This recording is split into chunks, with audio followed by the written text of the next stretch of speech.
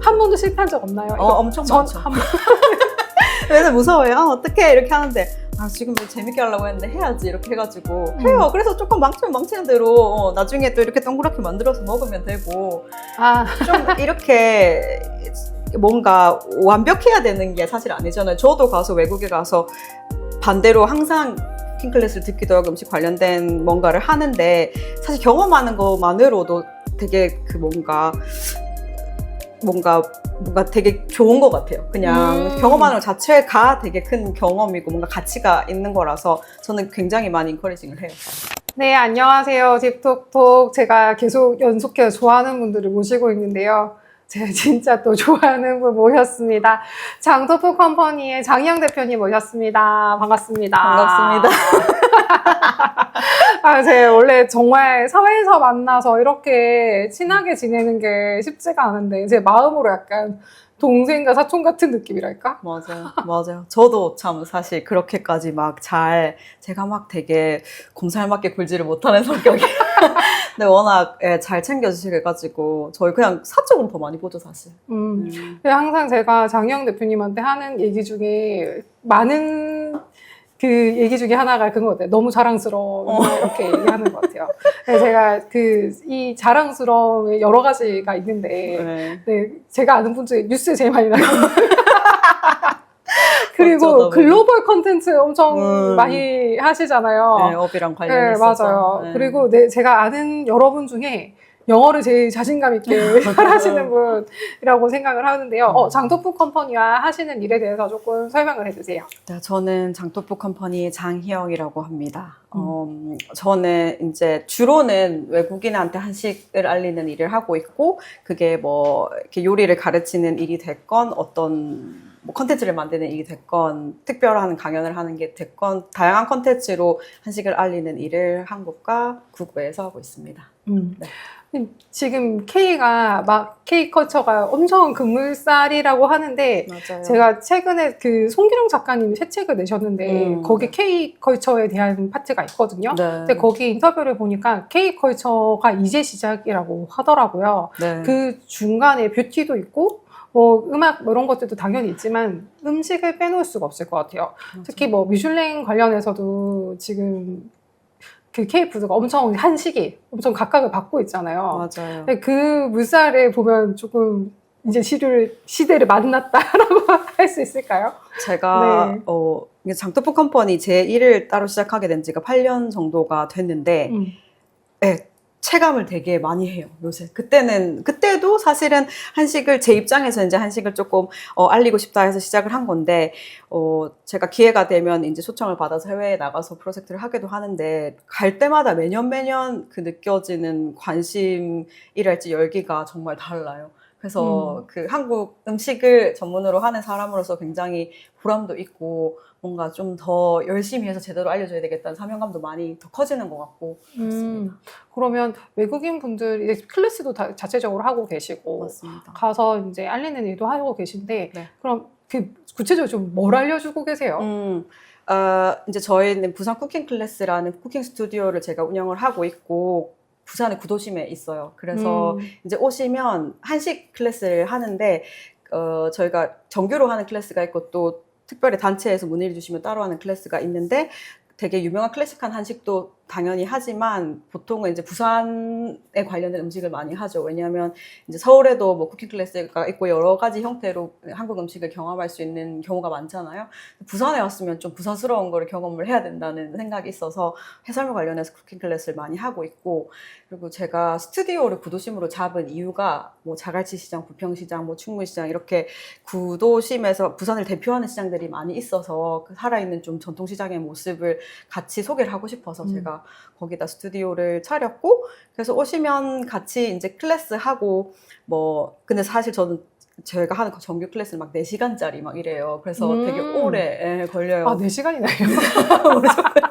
4시간을 해요. 근데 사실 4시간도 짧아요. 저한테는 느끼기에. 그 짧은 시간 내에 모든 걸 조금 제가 할 수 있는 만큼 최대한 밀도 있게 전달하고 싶다는 생각에 하는데 와서 쿠킹 클래스를 하는데 이제 장에 대해서 먼저 얘기를 해서 전통장을 만드는 방법이나 또 블라인드 테이스팅도 하거든요. 블라인드? 네, 시판장이랑 제가 만든 장이랑 해서 이제 어떻게 장을 만드는 과정이 전통적으로 어떤지 알려드리고 테이스팅하게 만들어드리고 어떤 차이가 있는지를 알려드리고 그렇게 시작을 해서 장에 대한 이해도가 조금 생긴 상태에서 이제 재료에 대해서 얘기를 하고 음식에 대해서 얘기를 하고 이제 클래스를 하고 난 다음에 식사하시고 다도도 같이 해요. 다도도 같이 하면서 그때 이제 앉아가지고 이것저것 얘기를 해요. 뭐 음식 관련 얘기도 당연히 많이 하지만 되게 좀 자연스럽게 그 나라의 사정이나 그 나라에는 어떤 것들이 지금 이루어지고 있는지 그런 것들도 하고 그래서 저도 되게 재밌어요. 그 다음에 이제 전통시장 가서 우리가 참기름, 들기름 이런 거, 올리브유처럼 베이스 때는 이제 컨디먼트라고 영어로 얘기를 하는데 이제 그런 것들이나 뭐 고춧가루, 참깨 그리고 장류 같은 걸 배웠으니 그거를 원하시는 분이 있으면 또 사는 것도 도와드리고 전통 시장에 가면 직접 만들어서 파시는 것들 있잖아요. 보통 만약에 이제 그 마켓까지 보여주는 쿠킹 클래스를 보면 시장 투어를 하시는 경우가 많아요. 근데 저는 조금 소개를 드리고 이해도가 생긴 상태에서 그래서 저는 진짜 그 자국에 돌아가셔서도 좀 재밌게 그냥 평소에 그냥 자기 라이프 스타일 안에서 좀 즐겨주셨으면 하는 바람에 이게 이렇습니다. 이렇게 쓸 수 있어요. 알려드리고 한번 사고 싶으면 사보세요. 이렇게 할 때도 제가 도와드리고 싶어가지고 이제 마지막에 사서 이제 한번 사고 싶으면 사고 아니면 제가 보여드리고 이렇게 이제 마무리하는 걸로. 그래서 4시간 걸려요. 아니, 저 지금 좀 놀란 게, 네. 저희가 그래도 사석에서도 자주 보고 했는데, 네. 클래스를 하시는데 그 4시간이나 하실 줄 몰랐고, 그리고 저도 의뢰 생각을 한 게 시장에 가서 장해보고, 그 다음에 체험 형태로 클래스를 하시지 않을까라고 생각했는데, 장에 대한 이해도부터 시작을 한다고 해서 되게 장현 대표님 다음 기획이네 라고 생각을 했지만 마지막에 시장이라는 게 굉장히 재밌네요. 네. 처음에도 해보고 했는데 뭐 다 이제 하는 방식들이 다르실 것 같은데 저는 그게 좀 더 제가 생각하는 이렇게 프로세스대로는 맞더라고요. 그래서 그럼 근데 이게 좀 너무 세속적인 얘기일 수도 있지만 한 번에 수용할 수 있는 인원이 되게 많지 않겠네요. 맞아요. 저 FIT라고 해서 이제 개인 여행자들 자유롭게 오시는 분들을 상태로 이제 정규 클래스를 하는데 그때는 저희가 최대 수용 규모는 24분이라서 이제 단체에서 이제 연락을 주면 뭔가 좀 더 컴팩트하게 클래스를 하기도 해요. 그런 경우에는 맥스가 그 정도 수용이 가능한데 FIT 경우에는 12명 최대로 해서 그렇게 해서 진행을 하고 있어요. 근데 12명도 되게 쉽지 않겠다. 8년 하면 다 할 수 있어요. 저는 한 가지 진짜 좋은 게 이제는 어느 나라에서 어떤 연령이 어떤 분이 와도 할 수 있어요. 진짜? 네, 그거는 진짜 조금 저도 좋은 것 같아요. 네. 지금 부산에 외국인이 올해 진짜 많이 들었잖아요. 그렇다고 저도 하더라고요. 체감하거든요. 네. 근데 그럼 누가 제일 많이 와요? 클래스에는? 저희는 이제 영어로 진행을 해서 그런 것도 있긴 한데 조금 더 이렇게 심도 있게 식경험을 경험하고 싶어 하시는 분들이 오시죠. 그래서 그런 성향이 있으신 분들이 아무래도 유럽이나 미국 분들이 좀 많으시고 아시아권에서는 대만이 부산에 가장 많이 대만 분들이 오시잖아요. 대만 분들이나 홍콩, 싱가포르 그렇게 정도가 제일 주로 오시는 것 같아요. 그 연령대도 좀 다양할 것 같은데, 네, 아주 그러니까 한국 음식이라는 게 좀 외국에선 제가 알기로는 좀 건강한 음식으로 알려졌다고 들었는데, 맞아요. 그러면 좀 그 연령대가 좀 그 한 30대 이상이시기도 하겠네요? 정말 다양해요. 20대 초반부터 70대까지. 제가 너무 갇혀 있었나요? 네. 건강한 음식에 대한 생각은 다 누구나 할 수 있는 건데, 맞죠? 네. 건강한 음식을 경험하고 싶어서 오시는 분들도 있고, 그냥 한식 자체를 조금 경험을 하고 싶어서 오시는데, 사실 제가 뭐 대상에 따라서 그렇게 내용을 바꾸진 않아요. 근데 제가 전달하고 싶은 정도의 깊이로 이렇게 전달을 해드리면 사실은 대상과 관계없이 다 좀 좋아하세요. 그게 참 좋아요, 사실. 그냥 떡볶이랑 김밥만 좋아해서 오시는 분들도 이런 부분이 있었네 하는 걸 얻어 가시는 거고 뭐 푸디라고 부르는 일반 미식가 분들이 오셔도 이제 좀 더 훨씬 이해도가 조금 넓어지시니까 이게 뭐 컨텐츠가 달라야 된다고는 생각하지 않습니다. 그냥 제가 소개하고 싶은 것들을 양질로 소개를 하면 좋아하세요. 참 그것도 신기해요, 저도. 제가 한 번씩 그 SNS 하시는 거에서 봤을 때 낙지볶음? 그거 근데 외국인 분들이 안 매워하세요? 안 매워하세요.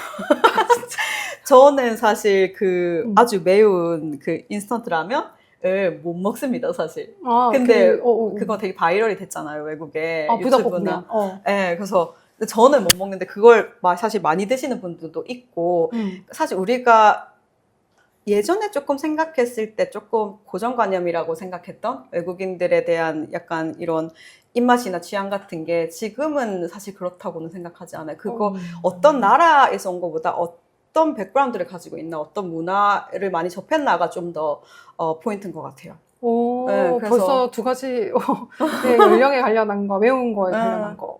네, 그리고 저보다 잘 드시는 분들도 많아요. 되게 그거 많이 찍으시잖아요. 이거 전 딱 뒤집는 거, 한 번에 찍는 거. 맞아요. 그거 되게 좋아하시는 것 같던데. 재밌죠, 맞죠? 팬케이크 같은 것도. 한 번도 실패한 적 없나요? 이거 엄청 많죠. 한 번. 왜냐면 무서워요. 어떡해 이렇게 하는데 지금 뭐 재밌게 하려고 했는데 해야지 이렇게 해가지고 해요. 그래서 조금 망치면 망치는 대로 나중에 또 이렇게 동그랗게 만들어서 먹으면 되고 좀 이렇게 뭔가 완벽해야 되는 게 사실 아니잖아요. 저도 가서 외국에 가서 반대로 항상 쿠킹 클래스를 듣기도 하고 음식 관련된 뭔가를 하는데 사실 경험하는 것만으로도 되게 그 뭔가 되게 좋은 것 같아요. 그냥 경험하는 것 자체가 되게 큰 경험이고 뭔가 가치가 있는 거라서 저는 굉장히 많이 인커리징을 해요. 안 그래도 그리고 좀 그런 거 좋아하시잖아요. 건강한 음식에 대한 맞아요. 확고한 철학이 있으셔가지고 얼마 전에도 저희 늘 그 얘기 하잖아요. 마요네즈 먹지 마라. 마요네즈 만들어서 먹어라. 먹지 말라가 아니라 맞아요. 정확히는 네. 만들어서 먹어라. 뭐 그 조미료를 많이 먹지 마라. 네. 이런 얘기를 늘 저한테 해주시고 계시는 분인데 저희가 보통 그런 얘기를 해요. 어떤 음식을 먹느냐가 네. 나다. 맞아요. 나를 말한 나의 정체성이 내가 어떤 맞아. 음식을 먹는 거다. 맞아요. 라고 얘기를 하는데 음식을 이제 컨텐츠를 만드시는 분으로서 네. 그 건강한 음식이라는 거는 어떻게 저희가 조금 생각하면 접근할 수가 있을까요? 저희가 단순히 뭐 종유료를 안 먹는다 이런 게 아니라 네. 근데 요즘 컨텐츠 보면 조미료도 아주 나쁜 게 아니고 다른 셰프님들 컨텐츠에 연두는 항상 나오고 네, 맞아요. 네. 그래서 조금 일상 속에서 우리가 조금 더 건강하게 먹는 방법들이 있을까요? 이게 약간 건강한 음식에 대한 기준 같은 거나 얼마나 그걸 추구할지도 조금 개인의 철학이나 가치관에 따라서 많이 다른 것 같아요. 저는 처음에 요리 학교 갔을 때, 저도 처음부터 요리를 했던 사람이 아니고 나중에 이제 요리 학교 가고 요리를 시작한 케이스라 그 요리 학교에 가서 다 음식을 좋아하는 사람들이잖아요. 그 안에서도 취향이나 성향이 굉장히 다양해요. 그래서 저도 그게 좀 놀랬어요. 어떤 분들은 조미료로 맛을 내는 게 되게 재미있고 그렇게 많이 하시는 분도 있고 아예 자연주의를 하시는 분들도 있고 이러니까 저도 한 10년 동안 제가 추구하는 게 뭔지 그 방향성을 찾아가는 데 시간을 많이 쓴 것 같아요. 조미료가 되게 사실 과학적으로는 했을 때는 그게 건강에 막 위협이 될 정도는 아니다라고 하는데 또 많이 드시면 또 그럴 수도 있다. 근데 조금 약간 정확하게 뭔지 모르겠는데 많은 사람들이 아마 그렇게 생각을 할 거예요.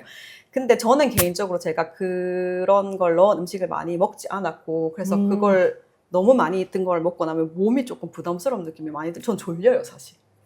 너무 많이 먹어서 혈당 스파이크 온 거 아니고 미안 너무 솔직하게 얘기했네. 그래서 그럴 때도 있어요. 근데 이제 그거를 사실 조미료만 넣어서 그런 맛이 나진 않거든요. 원재료를 이만큼 많이 쓰고 조미료를 많이 잘 쓰는 것도 업장을 운영하시는 분들한테는 엄청 큰 사실 그게 스킬이죠. 그런데 저는 업장을 운영하진 않고 제가 추구하는 게 조금 자연주의식에 가까운 음식이다 보니까 최대한 그렇게 하려고 하죠.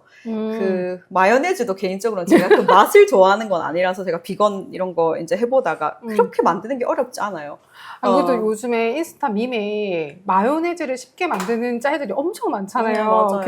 삶은 계란이랑 올리브유 넣어가지고 그냥 갈기만 갈아도 마요네즈가 나오는 걸 보고 전 조금 장영 대표가 말한 게 이거였구나 라는 생각을 했었거든요. 근데 뭔가 첨가물을 안 넣으면 빨리 건강하게 빨리 만들어서 그때그때 빨리 소비를 해야 되는 건 있죠. 왜냐면은 맞아. 오랫동안 못 놔두니까 그런 것도 있고 그러니까 뭐 한 가지 뭘 하세요라고 말씀드리기 좀 힘든 것 같아요. 개인 라이프 스타일이 다 다르고 가치관이 달라서.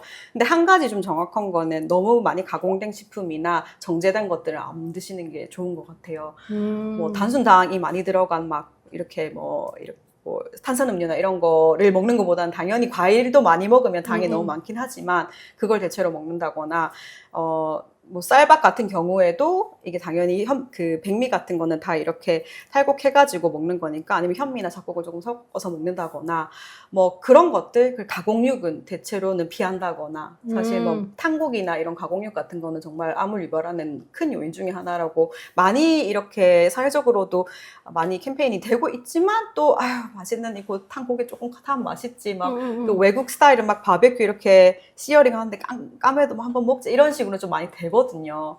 저도 그래요. 저도 많이 항상 저 자신과 싸우는 것도 있는 것 같아요. 내가 이게 좋다고 알고 있긴 한데 많이 피곤하거나 뭐 이렇게 할 때는 사실 그런 게 당기기도 하고 하니까 저도 먹긴 하거든요. 근데 좀 많이 이렇게 그래도 생각을 하려고 하죠. 안 그러면은 너무 그냥 생각하지 않고 그냥 막 소비를 하게 되니까. 그래서 그런 것들을 조금 주의하시면 그래도 도움이 좀 되지 않을까.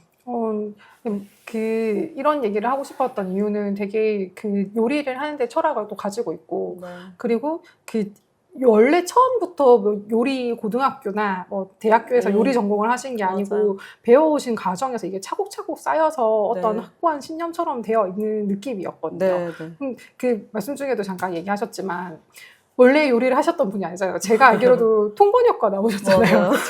네, 그러고 직업도 처음에는 컨설팅 펌을 다니셨다가 마케팅을 네네. 하셨다가 그러고 갑자기 전주로 가셨잖아요. 맞아요. 근데 어떤 계기가 있었을 것 같아요. 무엇을 요리의 길로? 결정적으로 요리를 해야 되겠다 이런 것보다 이제 제가 회사 생활을 이렇게 하고 되게 재밌었거든요. 사실 저는 마케팅 리서치 회사에 다녔는데 뭔가 해외 출장도 많이 다니고 재밌게 지냈는데 이제 너무 그러니까 업무량이 사실 많긴 많았어요. 그랬고 그리고 이제 바쁘고 막 이러니까 항상 이제 직장인 보통 점심시간 1시간이잖아요. 그리고 어딜 갈 수가 많이 없죠. 그 안에서 이제 저는 강남역 거기였는데 뱅뱅사거리라고 갈 때가 이제 한 1년 정도 하니까 없어요. 그냥 다 똑같고. 그 음식을 먹고 그게 뭔가 에너지가 돼서 막 일을 하기가 쉽지가 않더라고요. 저는 어렸을 때 정말 그때는 몰랐죠. 감사하게도 엄마 아빠가 텃밭 갖고 가지고 그걸로 막 요리해 주시고 장도 다 만드시고 이런 되게 뭔가 깨끗하고 좋은 음식을 먹다가 이제 대학 가면서 따로 살게 되고 이렇게 막 음식도 막 재밌죠. 맛있는 거 먹고 막 하다가 이제 나중에는 좀 저도 그게 좀 이제 못 먹겠더라고. 어느 순간부터 좀 많이 물리고 몸이 별로 조금 안 원하는 느낌이 많이 들었는데 마침 그때 이제 저희 회사에도 그런 비슷한 좀 그런 걸 생각하시는 분들이 있어서 도시락 클럽 같은 거가 생겼었어요. 그래서 이제 같이 싸워가지고 점심을 같이 먹고 있는데 그때부터 이제 전 나물 만들고 저는 그게 좀 자연스러웠어요. 저는 제가 돈 주고 막 그렇게 햄이나 베이컨 이런 거 사본 적이 없거든요. 그래서 뭔가 엄마 밥 같은 게 많이 그리웠나 봐요. 그래서 그때부터 이제 가가지고 나물 무치고 싸가면 아가씨가 무슨 이런 취나물을 싸오니 비름나물을 나 아직도 못 해봤어. 그러니까 그게 조금 좀 힐링이 됐던 것 같아요. 저한테. 저도 모르게. 그래서 그렇게 하고 이제 회사를 약간 진급을 하고 잠깐 쉬면서 이제 이직을 준비할 때쯤이었는데 그때 좀 여행을 길게 했어요. 그래서 발리 가서 한 3달 정도 못 되게 있었나? 오만 거 다 헤쳐하고 싶은 거 막. 근데 발리가 되게 요기들이 많이 가는 약간 요가 성지 같은 데잖아요. 그래서 뭐 비건 식당이나 다양한 음식의 식당이 많았어요. 꼭 아시안식이, 인도네시안식이 아니더라도. 그래서 음식도 다양하게 접해보고 그때쯤에 그 세계 엑스포였나? 하여튼 밀라노 관에서 한식을 되게 크게 외국에서 전시를 한 적이 있어요. 그런 것도 좀 보고 그 전에 다른 직무는 다르지만 이제 해외도 자꾸 다니고 다른 음식도 해외 음식도 많이 먹고 근데 저는 한식을 되게 좋아하니까 그렇게 하면 자연스럽게 한식이랑 좀 대비가 되잖아요. 생각해 보니까 참 한식이 좋은 음식이더라고요. 그래서 그때쯤에 뭔가 저도 갈구했던 것 같아요. 뭔가 항상 머리에 있는 걸 많이 쓰는데 일을 하는데 뭔가 들어오는 게 없다는 느낌이 있어서 공부를 좀 하고 싶다는 생각이 들었는데 음식을 워낙 좋아하고 먹는 거를 일단 그래서 조금 제대로 배워보고 싶다는 생각을 했던 것 같아요. 뭔가 공부를 하고 싶다. 그래서 이제 전주에 있는 국제한식조리학교라고 요리학교를 그때 갔죠. 그래서 네, 갔어요. 그 타지 생활을 할 때 부모님에서 벗어나서 네. 그런 거에 노출돼서 뭔가 느껴지는 그 뭐지 허기? 네. 그게 조금 공감이 갔던 게 그 영화에서도 나오는데 리틀 포레스트? 네. 거기에 보면 그 김태리 배우가 하는 역할 중에 나오잖아요. 네. 엄마가 텃밭에서 가꾼 것만 먹다가 너무 허기가 져서 고향에 가서 먹고 이제 맞아요. 같은 음식이지만 에너지를 주는 게 다르다라는 얘기가 맞아요. 나오는데 네, 네. 되게 그런 부분이 공감이 된 것 같아요. 저는 그 음식이 그냥 뭔가 도구만이 아닌 게 너무 좋아요. 되게 센티멘트가 들어있는 뭔가거든요. 이게 그냥 자기 연료가 되는 뭔가만도 아니고 맛만으로만 존재하지도 않아요, 사실. 뭐 추억이랄지 거기에 담긴 정서랄지 이런 것들이 사람들이 살아가는데 되게 중요한 거라고 생각하거든요. 이게 약간 좀 치지하게 들릴 수는 있는데 제가 요리 학교를 가려고 생각했던 이유 중에 하나, 좀 말씀하시니까 생각났는데, 그 발리를 갔다가 아는 이태리 친구 집에 시칠리아에 가서 크리스마스를 한번 보낸 적이 있어요. 와우. 근데 그때는 요리를 하지도 않았고 사실, 그러니까 저도 많이 지쳐서 친구들도 보고 좀 이것저것 견문 좀 넓힐 겸 갔는데, 이제 그 친구도 이태리 친구였는데, 뭐 이렇게 종교가 있진 않았는데 항상 크리스마스 시즌쯤에 그 성당에 가서 봉사활동을 하더라고요. 그게 자기의 약간 그 의식 같은 거였나 봐요. 그래서 저도 뭐 천주교나 이런 건 아니지만 되게 좋은 거라고 생각해서 이제 같이 가가지고 이제 홈리스 분들한테 요리한 거 같이 배급하고 뭐 이렇게 하고 했는데 말도 안 타가잖아요. 심지어 저는 이탈리아를 못 하니까. 근데 이제 그 친구가 하는 거 그리고 저도 같이 하는 거 그냥 하면서 그냥 이렇게 약간 배고픈 사람들한테 배를 채워줄 수 있다는 것 자체가 엄청 고귀한 일이 아닌가. 제가 뭔가 그전에는 뭐 스마트 디바이스 이런 거 하고 막 주로 그런 걸 했었거든요. 막 이렇게 하고 당연히 이렇게 산업적으로는 굉장히 뭔가 힙하고 뭐 택쉐비 뭐 이런 사람들 많이 만나고 좋긴 하지만 근본적으로 이게 내 인생에 뭔가 의미가 있는 일인가를 약간 생각을 하게 된 것 같아요. 그래서 그냥 뭔가 진짜 원초적으로 사람 배 따뜻하게 해주고 배 채워주는 일이 얼마나 멋진 일인가라고 생각을 했어요. 그래서 요리를 해야겠다 생각했었어요. 아, 아까도 얘기했지만 내가 항상 자랑스러워하잖아요. 엄청 멋있네.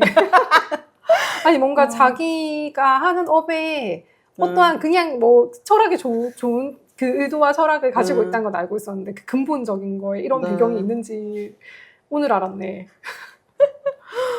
그 이제 요리를 배워가는 과정에 저희가 또 정관스님 얘기를 잠깐 해야 될 것 같은데 저는 실은 처음 뵀을 때 정관스님한테 배웠다 얘기해 주셨던 것 같은데 제가 정관스님 얼마나 대단하신 분인지 그때 몰라가지고 그냥 넷플릭스 나온 스님이라고 하셨던 건가? 아무튼 뭐 그렇게 얘기하셔서 아 그러신가 보다 했는데 정관스님이 계속 그때 잠깐 뭐 유명하시고 이런 게 아니라 전 세계에서 그분을 주목하고 계시고 맞아요. 그분의 음식에 대해서 굉장히 높게 평가하고 있고 지금도 꾸준하게 지금 유퀴즈도 나오시고 퀴즈 나오고 사람들 많은 퀴즈 분들이 나오고 네, 저는 심지어 책도 최근에 샀거든요. 아 맞아요.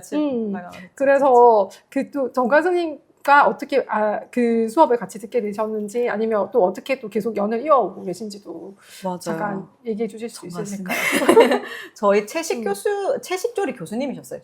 요리학교 제가 다닐 때 그때도 당연히 뭐 이렇게 사찰 음식 돼가지고 유명하신 분이었는데 제가 기억하기로는 그게 넷플릭스 전이었던 걸로 기억해요. 네네. 아주 옛날이니까 한 8년에서 10년 정도 됐죠. 그래서 저는 이제 채식조리를 배우면서 너무 좋았거든요. 그리고 지금 사찰식 이제는 좀 많이 알려져서 이제 많이 아시는 분들도 계실 테지만 오신채라고 해서 5가지 향신 채소를 안 쓰고 마늘이나 뭐 부추 막 이런 것들 그냥 한국 사람으로서 이제 모든 음식에 마늘이 너무 베이스로 많이 들어가기 때문에 이렇게 깨끗한 계절 채소를 가지고 요리를 한다는 것 자체가 그리고 그 전통 장으로만 맛을 그 정도 낼 수 있다는 자체가 좀 많이 센세이션 했던 것 같아요. 그래서 이제 끝나고 나서 스님한테 여쭤봤죠. 좀 더 배울 수 있냐고. 그러니까 와서 살아라 하시더라고요. 그래서 이제 들어갔어요. 저 같이 요리학교 때 공부했던 언니랑. 그래서 거기서 들어갔는데 이제 그때 시기적으로 넷플릭스가 이제 릴리즈가 되면서 셰프님들이 많이 오셨어요. 전 세계에서. 왜냐면 정관스님이 유일하게 셰프 테이블에서 이렇게 그 피처가 된 셰프가 아닌 분이잖아요, 사실. 스님이시고 불교 스님이시고 이제 어렸을 때부터 요리를 하셨고 뭔가 그 요리 철학에 좀 더 초점이 맞춰져 있는 좀 독특한 에피소드라서 많은 이제 셰프님들이 오셔가지고 저도 굉장히 운이 좋게 많은 분들을 뵙죠. 같이 요리를 하기도 하고 그때쯤 제가 거기 있었고 제가 영어를 했고 그래서 수셰프 겸 이제 통역도 하면서 뭐 외국도 가기도 하고 선생님이랑 같이 오. 아시안 소사이어티라고 홍콩에 가서 이제 뭐 같이 행사를 하기도 하고 그때 막 진짜 전국을 돌아다녔어요. 전국 돌아다니면서 사찰 음식 프로모션하는 거 같이 막 홍보하고 요리하고 공양 대접하고 막 그런 거를 했어요. 그랬었어요. 그래서 참 지금 생각해 보면 어떻게 그렇게 연이 닿았나 감사하기도 하고 얼마 전에도 통화를 제가 어디 뭐 이렇게 뭐 나오는 게 있는데 그거 보고 얼굴이 달덩이가 됐구나 그렇게 하시고 제가 겨울쯤에 조금 워낙에 너무 바쁘셔서 요즘에는 항상 해외에 계시고 뭐 이러니까 겨울쯤에 한 번씩 찾아뵈거든요. 한 작년부터. 그래서 겨울에 한번 보자 하시고 그래가지고 찾아뵙겠다고 하고 참 운이 좋았죠. 그리고 막 그때 막 여러 가지 많이 해봤죠. 어디서 배우지 못하는 막 이제 거기가 장성이라고 전라도에 그 생각보다 눈이 되게 많이 내려요 겨울에. 그래서 막 눈 내리면 못 나가고 며칠씩 막 이래요. 그리고 막 거의 진짜 약간 엄청 로우한 형태의 파머스 마켓이라고 저는 얘기를 하는데 담양장에 가서 진짜 농부분들이 이제 그 작물 이제 수확하신 거 가지고 그걸 사거나 아니면 밭에 가서 해와야 되고 그래서 뭐 시래기 말리고 이런 거 다 해야 되는 거예요. 뭔가 생으로 막 했으면 이제 가을 겨울 나야 되니까 시래기 엮는 것도 배우고 좁쌀 터는 것도 이게 키라고 하죠. 우리 옛날에 어디 박물관 가면 이제 쓰고 있는 그걸로도 해보고 막 이제 커피를 먹고 싶은데 못 나가자는 분 눈 때문에 커피를 볶아보기도 온갖 걸 다 했어요 그때. 근데 너무 재밌다. 그러니까 어떻게 그런 경험을 이제 그런 환경이나 그런 상황이 딱 있지 않은 이상은 할 일이 없죠 사실. 저도 지금 생각해보면 약간 좀 꿈 같기도 하고 같이 있었던 분들도 지금도 거기서 만나서 연락하는 분들도 많고 지금 엄청 유명하신 원래도 유명했지만 유명하신 분들 외국 셰프님들도 많고 해서 참 신기해요 그런 게. 엄청. 좀 지금의 장혜영 대표가 있는데 그 과정에 되게 많은 과정들이 켜켜이 쌓여 있네. 네. 아니 장혜영 대표님이랑 최근에 그걸 우리 했었잖아요. 시에서 네. 이제 조금 기획해 주셔가지고 네. 그 부산에 있는 임산부 분들을 위한 쿠킹 클래스를 했는데 맞아요. 그때 제가 또 그 얘기를 했었거든요. 아마 장혜영 대표님 그냥 준비 안 했을 거라고. 그래서 예전에 타코도 다 또띠아를 사서 하실 수도 이집트 못 있는데 불렀잖아요. 지 않은지. 아니 또띠아 만들어가지고 만들었어요. 네, 그때 구웠어요. 그 전날. 이분은 좀 뭔가 뿌리에서부터 모든 게 시작된다. 왜냐면 저는 그러니까 레스토랑 운영해서 음식만 제공하는 게 제 일이 아니잖아요. 그러니까 식문화나 이런 것들 교육을 하는 일이니까 조금 저는 또 다른 생각을 가지고 있는 것 같아요. 그리고 되게 음식을 하는 게 마음이 쓰이는 일이에요. 그때 얘기를 했는데 제가 이제 임산부분들 대상으로 한다니까 마음이 너무 많이 쓰이는 거예요, 정말. 그래서 가가지고 최대한 제철을 하고 싶은데 또 이제 재료가 요새 너무 더우니까 가을이 아직 아닌 건 거죠. 제가 생각했던 조금 다르고 이래가지고. 그때 그나마 봐서 보니까 또 햇땅콩이 나오니까 이것도 먹어보고 싶고 또 막 이렇게 하다 보니까 저는 진짜 제가 안 먹는 거를 드리지는 못해요. 그게 되게 중요하다고 생각해서. 그리고 그런 마음가짐이 중요하다고 생각해요. 그래서 그렇게 일을 하고 싶어요. 세상 사람들이 더 많이 알아야 될 텐데 그 성격이 근데 이거를 막 내가 이렇게 전에 막 이렇게 내가 준비했어 막 이렇게 말하는 스타일이라면 그렇게 막 많이 그렇게 얘기하시지 못하잖아요. 성격상. 그래서 또 하면 또 소개를 하는데 뭐 그냥 하는 일이라고 생각하니까. 그냥 수고로움을 널리 알리지 않는데. 수고로움도 제가 선택해서 하는 거니까요. 사실 어떻게 보면. 누가 요구한 것도 아니잖아요. 너무 멋진 사람이야. 아니, 그래서 제 만족도 있어요. 그거를 제가 만족하려고 그렇게 하는 것도 있죠. 네. 근데 우리가 이제 모든 일이 그렇지만 요리뿐만이 아니라 본인의 만족이 될 만큼 일의 퀄리티를 뽑기 위해서 하는 그런 어떠한 그 예민함들이 퀄리티를 뽑는 어떤 게 되는 것 같아요. 실은. 맞아요. 저도 그래서 일하는 거에 있어서는 조금 그런 부분이 있어요. 되게 예민한 것까지 좀 이렇게 확실하게 하려고 하는 게 있죠. 준비도 많이 하고 그래서 스트레스도 아주 많이 받고 뭔가 잘 하고 싶은 마음이 좀 커가지고 맞죠. 애살이라고 하는데 부산에서는. 근데 저는 그 애살이란 단어를 이제 사투리이긴 한데 대체 단어를 못 찾겠어요. 맞아요. 네. 그 약간 잘하고 싶은 진심인 마음 같은 거. 맞아. 풀어서 말하면 그렇게 표현할 수 있겠네요. 맞아요. 맞습니다.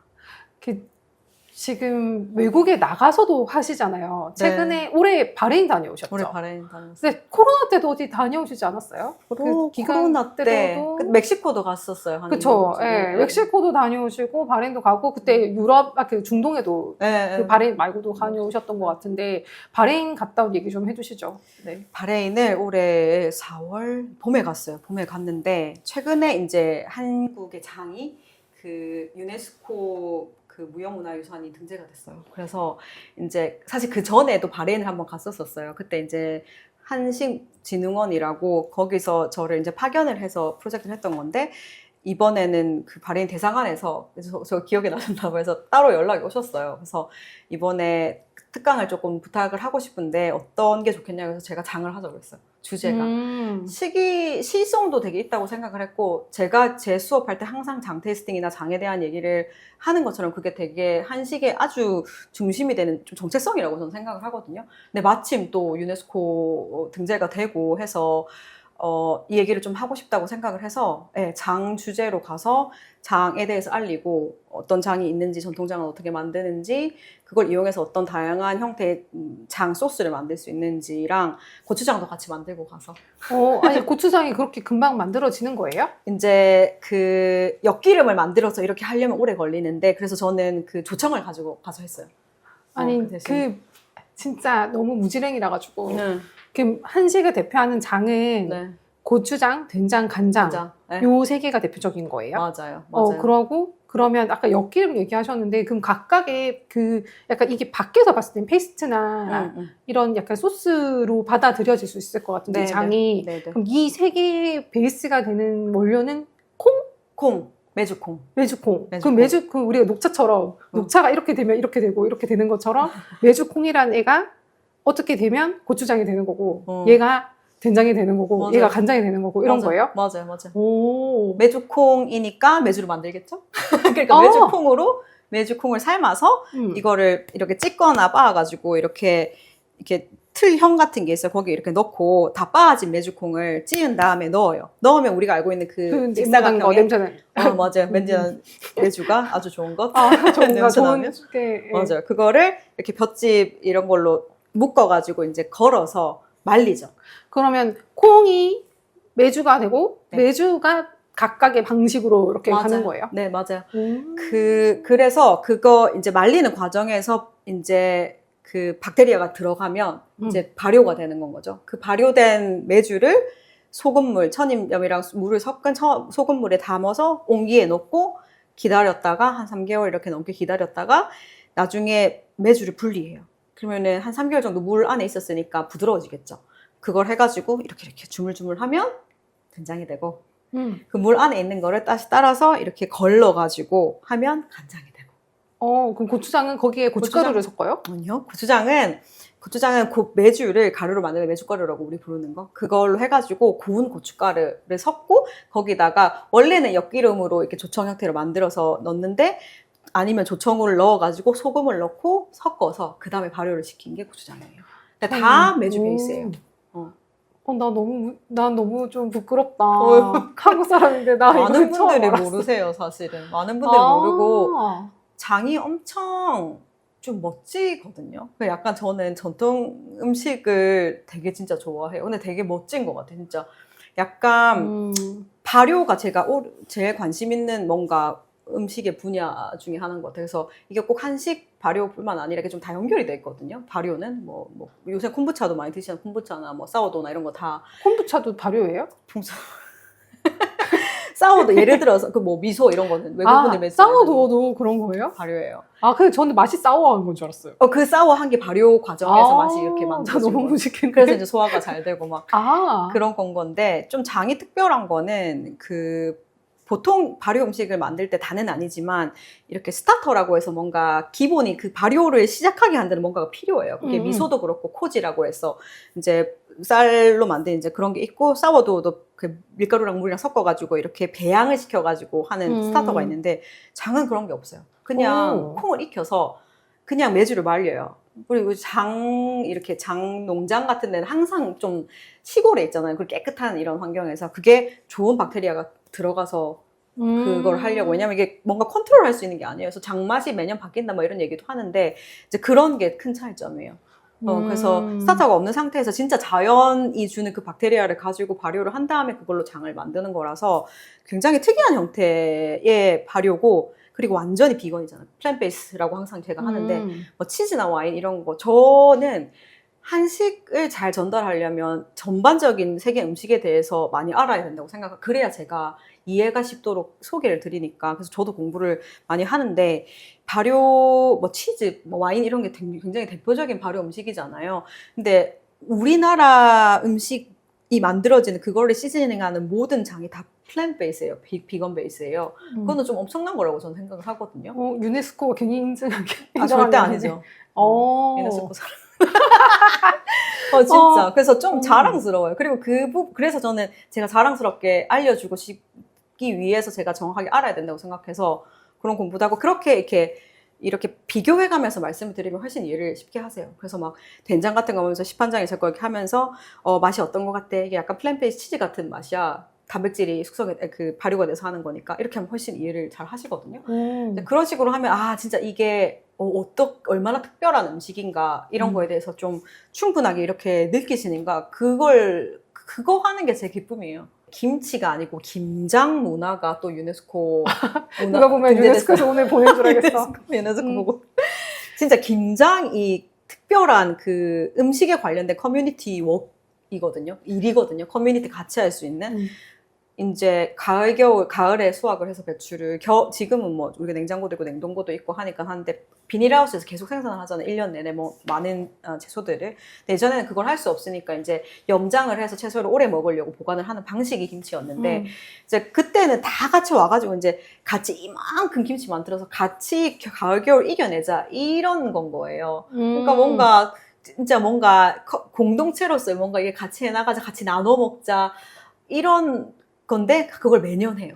또 그러니까 엄청 상징적이고, 뭔가 지금 좀 많이 이렇게 대도시에 살면 잘 모르잖아요, 사람들끼리. 이제 그런 것들이 우리는 이제 모르고 사는 건 거죠. 근데 우리는 그런 문화가 있는 민족이고, 꼭 그렇게까지 막 옛날에는 마을 공동체였겠지만 지금은 이제 어떤 가족들은 아직까지 가족 공동체로 그 공동체가 자꾸 작아지는 거예요. 나중에는 공동체가 없으면 이제 그러니까 음식 문화의 아주 큰 부분인데, 제가 그래서 음식은 음식만이 아니라고 말씀을 드리는 것 같아요. 이게 음식은 문화의 정말 큰 부분이고, 지금 그래서 한식이 주목을 받는 것도 한국의 문화에서 아주 큰 요소인 거잖아요. 이게 문화적인 부분이라서 이게 일상에 있기도 한데 많이 잊혀지기도 하고, 또 노력해서 뭔가 이제 계속 전승하고 계승해야 되는 것도 중요한 것 같아요. 왜냐면은 이게 세상이 많이 달라지고 환경이 달라지면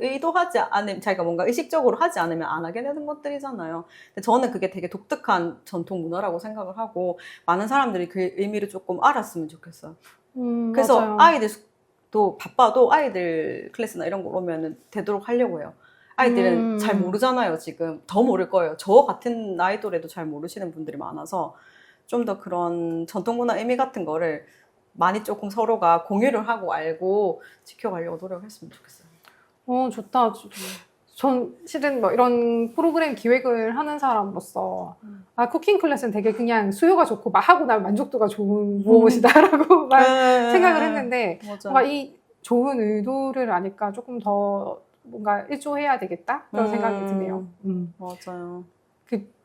외국의 한식 레스토랑이 바레인 아까 얘기도 하다 말았는데, 네, 바레인에 가시면 중동 분들이 한국 음식에 대해서 어떻게 이렇게 많이 좋아하세요? 이제 이번에는 그 세종학당에 온 학생들도 많이 이제 들으러 오고, 거의 대부분 들으러 와서 그 한국 문화에 대한 관심도가 엄청 높으신 분들이죠. 그래서 음식 먹어보셨고, 근데 막 중동이 뭐 유럽이나 미국만큼 그렇게 뭔가 되게 붐이진 않아요. 근데 엄청 열렬해요.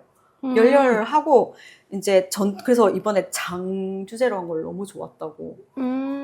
또 가겠네. 따라가야지. 진짜 선물을 이만큼 주셔서 깜짝 놀랐어요. 너무 좋았다고 하면서 그리고 이제 갈라 디너를 했거든요, 그때. 이제 그거는 이제 오. 귀빈들도 모시고 와서 이제 들었던 친구들, 그 학생들도 와가지고 같이 음식을 하는 거였는데, 물론 뭐 갈비집 이런 전통 음식도 했지만, 그 장을 써서 조금 그분들이 이렇게 장이 그냥 소스 중에 하나로 받아들여 줄 수 있도록 뭐 고추장 마요 같은 것도 만들고 딥 같은 것도 만들고 뭐 브로콜리 있는 걸로 나물을 만들어야 되니까 브로콜리 나물도 만들고 근데 그거를 한식 간장으로 하고 이런 식으로 했는데 그런 것도 되게 좋아하셨어요. 그래서 뭔가 조금 친근하게 다가갈 수 있는 것도 당연히 많이 드셔야 되니까 이용을 해서 근데 또 그거를 전통적인 거랑 같이 가져가는 게 좋은 것 같아요. 받아들이시는 입장에서는 되게 조금 깊이가 있다고 생각하시는 것 같아서 좋아하세요, 엄청.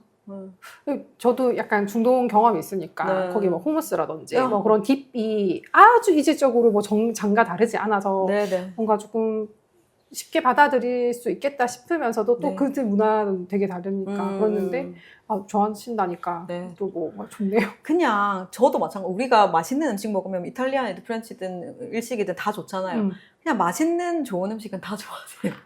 맞아요. 저 그게 공통인 것 같아요. 진짜 공감하는 게 쇠고기가 우리가 막 흑우가 좋고 뭐 어디가 좋고 하는데 외국인들도 한우 먹으면 한우가 제일 맛있고 하는 것처럼 이게 우리가 막 외국계 좋다 이런 게 그냥 공통적으로 사람들이 좋아하는 거 뭔가 맛있는데 뭔가 좀 좋은 재료로 만들었고 이런 것들에 대해서 조금 공통적으로 가지는 관심사가 아닌가. 맞아요. 맞습니다.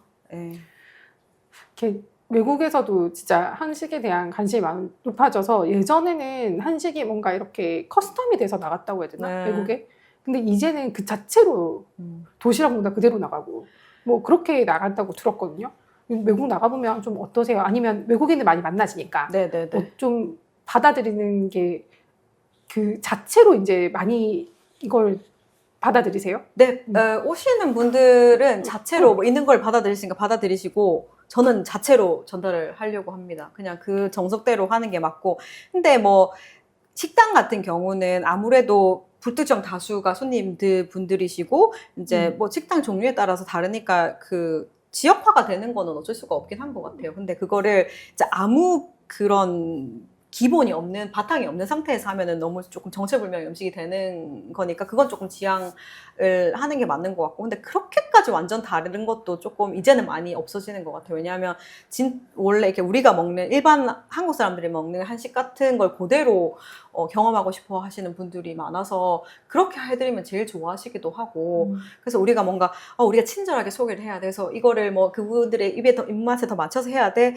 이렇게까지 생각을 안 해도 될 것 같아요. 그러니까 우리의 것이니까 우리가 어떻게 먹는지를 그대로 잘 전달을 해드리면 제일 만족을 하시고 느껴지는 바도 더 훨씬 크다고 생각을 하거든요.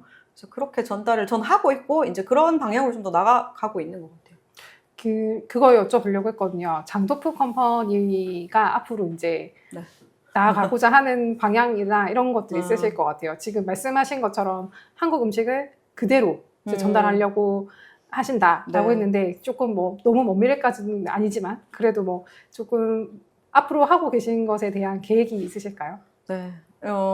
지금 하고 있는 일들을 할 것 같고 제가 처음 시작했을 때 저희가 부산 쿠킹 클래스를 상호를 했었어요. 근데 장토퍼 컴퍼니로 바뀐 게 이제 하는 일들의 분야가 너무 이제 다양해지는 건 거예요. 그래서 쿠킹 클래스에서 국한해서 하는 일이 아니겠다고 생각해서 상호를 중간에 이제 기업명을 바꿨는데 그렇게 되는 것 같아요. 이제 저도 요리를 하는 사람이지만 저는 요리만 하는 셰프가 아니잖아요. 그래서 그 음식이나 음식 문화 그걸 요리를 통해서 아니면 다양한 형태를 통해서 이제 전달드리는 입장이니까 조금 더 다양한 방식으로 소개를 해드릴 수 있으면 좋겠어요. 그래서 간혹 이제 뭐 요청을 해주시면 그때 다큐멘터리도 외국 분들 와서 좀 만들기도 하고 좀 다양한 형태로 많이 좀 재밌게 알려드리면 좋겠다라는 생각을 많이 하고 저는 이제 요리 교육하는 거는 항상 할 거고 다양한 프로젝트를 또 중간중간에 많이 하는 걸 좋아해요. 이제 로컬 푸드나 지금도 하고 있는 거 전통시장 관련해서 일들이나 이런 것들을 해 나가면서 그냥 약간 초심 잃지 않고 재밌게 할 수 있으면 좋겠다고 생각합니다. 그간 제가 그래도 한 8년 알고 뵈면서 그러니까요. 그간의 여정을 막 다 알지는 못하지만 좀 배웠을 때 초심 쉽게 잃은 사람은 아니라 네, 그리고 뭔가 장희영 대표님 통해서 나가는 우리 한식에 대한 그런 핵심들이 이렇게 잘 전달될 것 같아요. 그리고 네. 왜곡되지 않고 뭔가 잘 전달되는 것들을 많이 만들어 주실 것 같아서 앞으로도 계속 응원하는 마음으로 지켜보겠습니다. 감사합니다. 네, 그럼 저희 오늘 틱톡톡 이렇게 한번 마무리 해볼까요? 네. 네, 그럼 이렇게 오늘 장도프 컴퍼니 장희영 대표님이랑 함께 했습니다. 한식 얘기를 잘 몰랐는데 이렇게 알게 될 줄이야. 오늘 너무 재밌었고요. 와주셔서 감사합니다. 감사합니다. 감사합니다.